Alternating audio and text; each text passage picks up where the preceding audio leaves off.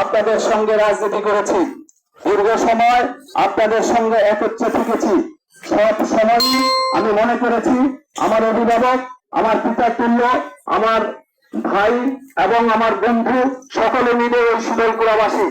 শীতলকুড়ার কোন কার্যক্রমে, রাজনৈতিক কার্যক্রমে আমার সর্ব সময় আপনাদের সঙ্গে অংশগ্রহণ ছিল।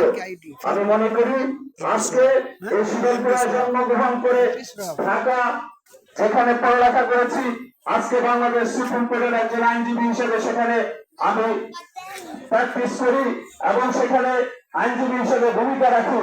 এটা শুধুমাত্র এই শীতলকুড়াবাসীর আমি মনে করি তাদের দোয়ার বরকতেই আমি আজকে ঢাকার এই সুপ্রিম কোর্টে আইনজীবী হিসেবে ভূমিকা রাখতে পেরেছি।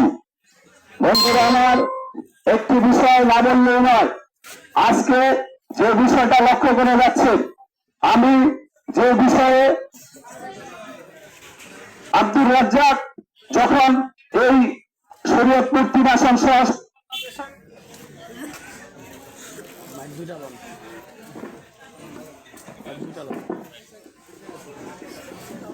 শরীয়তপুর 3 আসন সহ সারা বাংলাদেশে তার রাজনৈতিক অবস্থান ছিল, আমি আপনাদের দোয়ায় আব্দুর রাজ্জাক সহ বাংলাদেশ ছাত্রলীগের রাজনীতিতে যে ভূমিকা রেখেছি সেই কথা আপনাদের অবশ্যই স্মরণ আছে।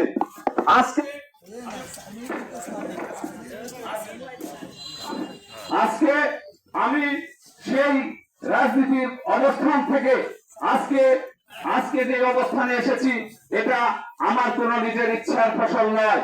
আমি মনে করি আল্লাহ পাক আমাকে হয়তোবা এই ইসলামের রাজনীতির সঙ্গে নিজের জীবনকে পরিবর্তন করার যে সুযোগ করে দিয়েছেন, আবার আল্লাহ পাক আমাকে তৌফিক দান করেছে বলেই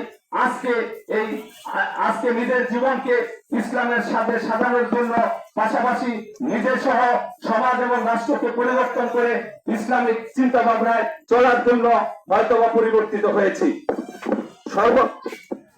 আপনাদের সামনে যে কথাগুলি আজকে আসলে মন ভরে কথা বলার কথা ছিল, অনেক কথা জমা আছে, অনেক দিন ধরে আপনাদের সম্মুখে কথা বলা হয় না, কিন্তু কিছুক্ষণের মধ্যে নামাজ হবে, যার জন্য বেশি কথা বলবো না।